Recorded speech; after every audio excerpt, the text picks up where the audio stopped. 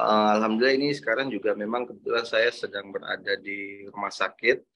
Ya, Uh, jadi sejak kemarin itu kondisi David sudah ada peningkatan ya, maksudnya peningkatan dalam artian sudah mulai ada respon yang baik ya. Jadi David itu sudah tidak apa ya dikasih semacam obat penenang gitu ya untuk menghilangkan rasa. hmm. Kemudian tadi juga sudah tidak menggunakan beberapa alat bantu lagi karena sudah mulai membaik lah. Gitu.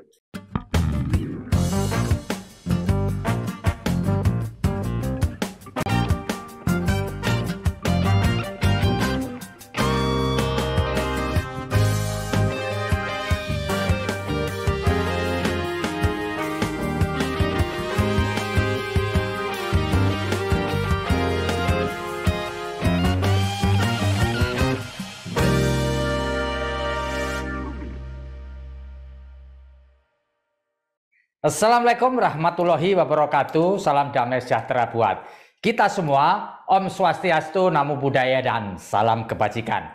Bertemu lagi dengan saya, Feby Mahendra Putra, Direktur Pemberitaan Tribun Network. Pada tanggal 20 Februari 2023 yang lalu, terjadi peristiwa pidana yang menghebohkan, yang melibatkan seorang mahasiswa sebuah perguruan tinggi di Jakarta bernama Mario Dendi Satrio.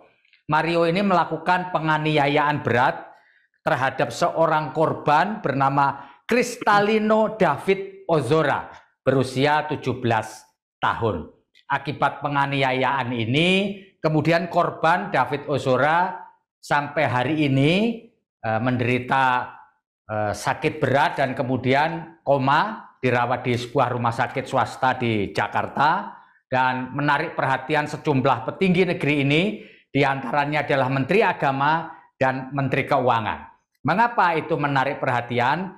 Karena ayah dari korban David Ozora ini, yaitu Jonathan Latumahina, adalah seorang pengurus pusat GP Ansor, dan selanjutnya orang tua dari Mario Dendi Satrio bernama Rafael Alun Trisambodo merupakan seorang kepala bagian umum kantor pajak di Jakarta Selatan. Ya, seperti kita ketahui, kantor pajak di Kementerian Keuangan Republik Indonesia. Telah bersama dengan saya Bapak Rustam Hatala, beliau adalah paman dari korban David Ozora. Saya ingin menyapa Pak Rustam Hatala dulu. Assalamualaikum Pak Rustam. Waalaikumsalam warahmatullahi wabarakatuh. Selamat malam. Selamat malam Pak Rustam, terima kasih sudah bergabung bersama kami pada kesempatan kali ini. Pak Rustam, saya mau tanya Pak Rustam, ya. Tepatnya kapan keluarga dari korban ini mendapat pemberitahuan bahwa Kristalino David Ozora ini mengalami penganiayaan berat, Pak Rustam? Jadi waktu itu kebetulan saya memang bersama ayah korban. Ya. Kebetulan memang sedang sama-sama waktu itu hari Senin sekitar jam antara sekitar jam 19.30-an. Itu ayah korban, ayah David, ayahnya David ini, Mas Jo, ya. Mas Jo ini mendapat WhatsApp pesan dari wali kelasnya David. Ya. Wali kelasnya David bahwa David ini dipukul dan dilarikan ke UGD Rumah Sakit Medika Permata Hijau. Itu hari Senin malam. Ya. Nah, setelah mendapat pemberitaan WA itu, terus apa yang dilakukan oleh Pak Jo, Pak? Langsung saat mendengar kabar itu juga langsung ayah korban langsung menuju ke rumah sakit. Langsung memastikan informasi tersebut karena wali kelas itu juga menyertakan nomor orang tua dari temannya David yang mengantar David ke rumah sakit. Ya. Apa yang didapati Pak Jo ketika sampai di rumah sakit, Pak Rustam? Saya kurang tahu pasti ya, tapi karena saya waktu itu yang langsung ke rumah sakit itu Joe sendiri, tidak saya dampingi. Ya. Jadi saya hanya diberitahu bahwa lukanya cukup parah, bukan hanya sekedar pemukulan. Gitu. Ya. Jadi lukanya cukup parah. Pak Rustam, sebagaimana Anda ketahui, yang sudah menjenguk korban sekarang itu siapa saja, Pak? Dari pejabat atau setingkat menteri kita yang telah menjenguk korban di Rumah Sakit Mayapada, Pak? Tadi pagi memang jam 11 itu memang David ini dijenguk oleh, sebenarnya David tidak bisa dijenguk ya, karena dia ada di, jadi ada Ibu Sri Mulyani tadi juga datang jam 11 siang, kemudian karena Ibu Sri Mulyani datang atas inilah apa namanya, kira-kira bentuk simpati lah dari seorang ibu yang kira-kira kalau menyaksikan atau melihat kondisi David seperti itu. Kemudian ada juga Gus Yakut, Menteri Agama, itu sebagai keluarga besar dari Gerakan Pemuda Ansor, tentunya Ketua Umum Gerakan Pemuda Ansor, gitu. Ya, Pak Rustam bisa diceritakan kondisi terakhir dari David, Pak? Alhamdulillah ini sekarang juga memang kebetulan saya sedang berada di rumah sakit. Ya. Jadi sejak kemarin itu kondisi David sudah ada peningkatan ya, maksudnya peningkatan dalam artian sudah mulai ada respon yang baik ya. Jadi David itu sudah tidak dikasih semacam obat penenang gitu ya untuk menghilangkan rasa. Kemudian tadi juga sudah tidak menggunakan beberapa alat bantu lagi karena sudah mulai membaik lah. Tapi belum siuman ya Pak ya? Belum sadar? Belum ya Pak? Belum, jadi hanya ada respon-respon kecil, jadi ada gerak tangan, gerakan mata itu seperti itu. Oke, Pak Rustam, menurut keterangan dokter sebenarnya luka yang paling parah itu dialami di mana Pak? Sebenarnya kalau itu saya kurang tahu lebih detail ya. Tapi karena pada hari keduanya itu saya langsung menjenguk waktu masih di Permata Hijau itu, kalau yang saya saksikan sendiri itu memang bagian wajah ya dan kepala di bagian kanan itu memang sangat parah. Ya, bisa diceritakan Pak seberapa parah kondisi waktu Pak Rustam menjenguk di Rumah Sakit Permata Hijau itu Pak? Ya dalam keadaan koma, jadi dalam keadaan koma, tidak merespon, terus beberapa kali kejang seperti itu. Apakah wajahnya juga mengalami luka-luka Pak? Oh iya. Ya. Wajahnya sebelah mana Pak yang mengalami luka-luka Pak? Bagian kanan. Oh bagian kanan ya. Ya. Pak, apakah keluarga korban juga sudah melihat video yang beredar di sosial media mengenai penganiayaan itu Pak? Sebenarnya saya sih berusaha untuk menghindari keluarga korban untuk melihat. Oke. Tapi Bapak sendiri sempat melihat video itu Pak? Iya. Karena saya anggap ketika melihat video itu Pak, apa yang Bapak rasakan Pak? Ya tentu emosi ya, emosi. Ya. Pasti tidak menyangka lah bahwa seperti ini ya kejadian. Gitu ya Pak ya. Pak Rustam bisa diceritakan apakah keluarga atau ayah kandung dari Mario Dendi Satrio ini sempat menemui keluarga korban Pak? Setahu saya bertemu, tapi waktu itu saya tidak ada di rumah sakit. Pada saat itu memang saya sedang bertemu ya Pak. Menurut informasi yang Bapak terima, apa isi pertemuan itu Pak? Meminta maaf ya. Jadi meminta maaf dan setahu saya pertemuan itu saat ibu pelaku kalau tidak salah waktu itu ketemu minta maaf dan sudah dimaafkan sama ayah. Oke, sama. Jadi ibunya yang bertemu kepada Pak Jonathan ya Pak ya? Ayah David. Ya, Pak. Kalau boleh saya tahu Pak, apakah selama ini keluarga korban, keluarga pelaku atau tersangka berjanji untuk membantu biaya perawatan dari korban, Pak? Saya tidak tahu ya, saya tidak tahu soal itu. Oke. Pak, kalau boleh saya tahu Pak, ini rencana ke depan ini apakah nanti juga keluarga dari korban ini juga akan mengajukan tuntutan ganti rugi atau semacam tuntutan perdata gitu Pak kepada tersangka terkait dengan kasus penganiayaan ini Pak? Sejauh ini dari pihak keluarga kami tetap fokus dulu ke kesembuhan David. Ya. Segala kesalahan hukum itu sudah kami serahkan sepenuhnya ke LBH GP Ansor yang mendampingi. Oke, jadi masalah hukumnya diserahkan semua kepada LBH Ansor Pak ya. Jadi keluarga pasrah sepenuhnya ya Pak ya. Iya, betul. Iya. Pak, apakah juga dalam pembicaraan dengan Menteri Agama, dengan Menteri Keuangan itu, apakah juga dibahas mengenai pembiayaan perawatan korban, Pak? Saya tidak ikut dalam pertemuan itu. Oh, tidak ikut dalam pertemuan itu ya. Pak, kalau boleh diceritakan, Pak, dalam keluarga ini, Pak David Ozora ini anak keberapa dari berapa bersaudara, Pak, ini, Pak? Dia anak pertama dari 2 ya bersaudara. 2 bersaudara ya, Pak. Dan selama ini dia bersekolah di SMA atau bagaimana, Pak, ini, Pak?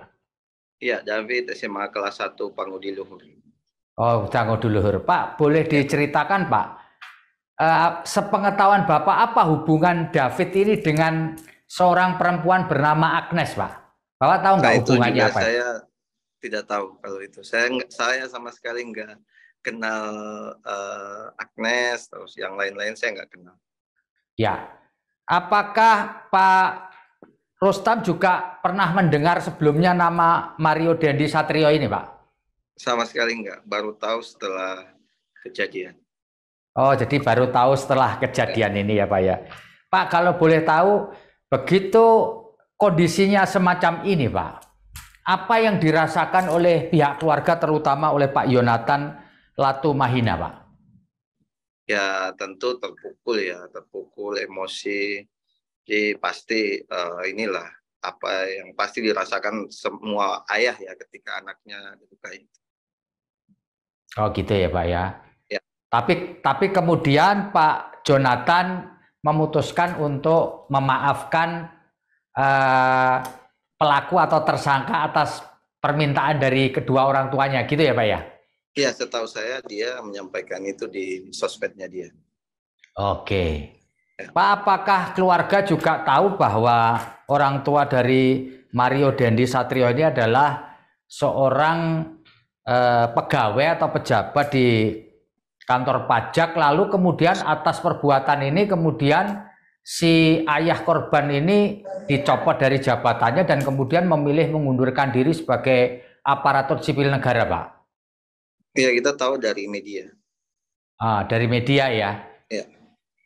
Terus apa Pak ya reaksi dari keluarga korban, Pak? Apa biasa saja atau menyerahkan semua itu? Sampai sekarang kita tetap fokus ke David aja kita, jadi urusan perkembangan kasus ini secara hukum atau efek-efek lainnya kita tidak sedang fokus ke situ lah ya kita. Ya. Karena David sampai sekarang juga belum sadar, belum semuanya, kita tetap fokus ke David. Ya. Mungkin itu ya Pak ya.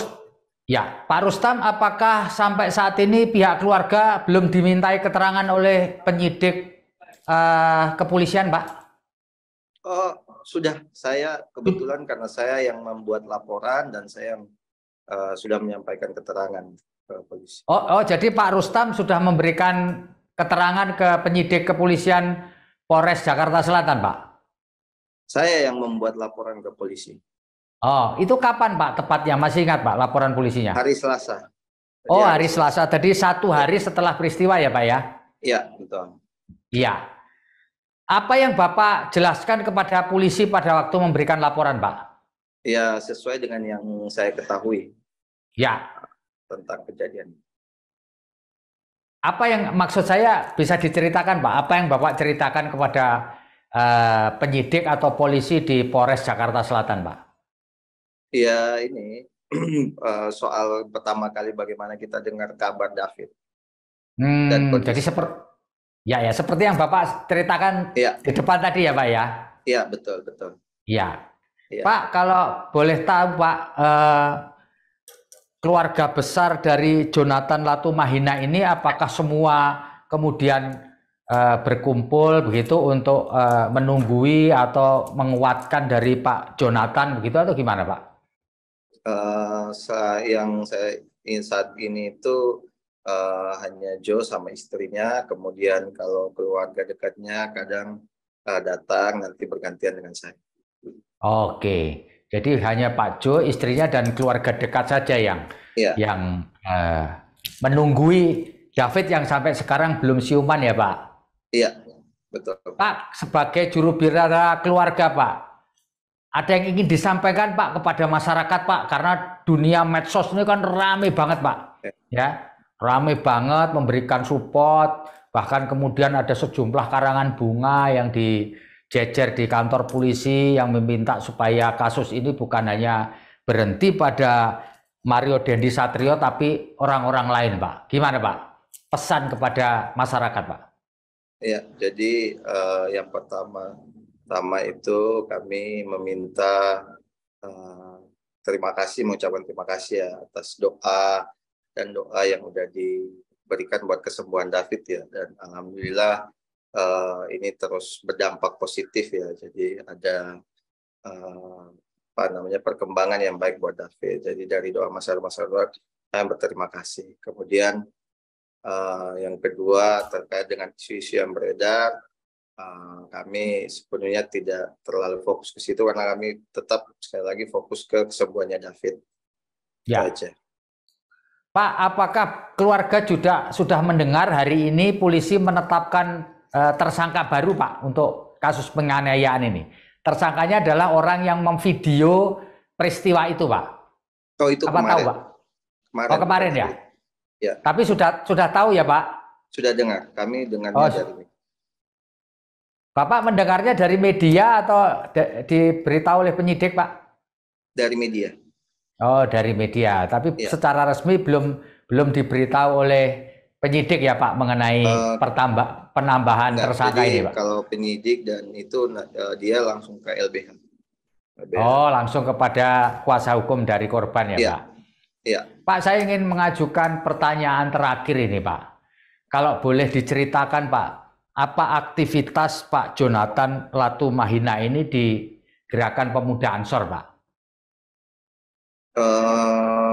Joe ini aktif sebagai salah satu pengurus di Ansor, memang membantu semacam di sosial media, kemudian ide-ide kreatif di Ansor seperti itu. Sudah lama Pak aktif di GP Ansor Pak? Sejak 2017 kalau tidak salah. Oh sejak 2017 ya Pak ya? Ya sudah aktif ya. Kalau si korban ini Pak David ini apakah juga aktif juga di Banomnya atau Badan Otomnya NU atau gimana Pak? Oh setahu saya tidak, karena kan masih sekolah ya. Nah, jadi tidak ya? Iya, keluarga. Bagian misalkan, tidak masih sekolah ya Pak. Ya. Oke Pak Rustam Hatala, terima kasih Pak atas ngobrol kita dalam kesempatan kali ini. Kami berharap supaya David Ozora segera pulih kembali dan masalah ini bisa diselesaikan lewat jalur hukum dengan secara adil.